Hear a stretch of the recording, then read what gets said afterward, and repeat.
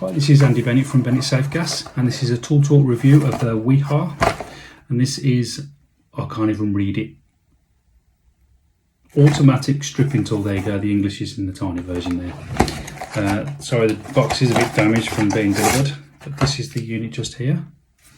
It's there. That's it unlocked. You can see the action there. You've got a range of 5 to 12 mil. If you stick your cable in there and it just pulls it off. Yeah, so far impressed. There's a little bit of scissors just there. Yeah, and then just lock, pull it, and it's locked. I'm going to give them a try, and then I'll show you how it's working. Okay, here we are with the Wiha cutters, or strippers, should I say. That's me forgetting about the button. So I've opened it up. I am adjusting it to about 8. That's the required depth for the push fit box that's on the right that you can't see. But as you can see, it's just, obviously just like all the others, it just pulls the cable off really nicely.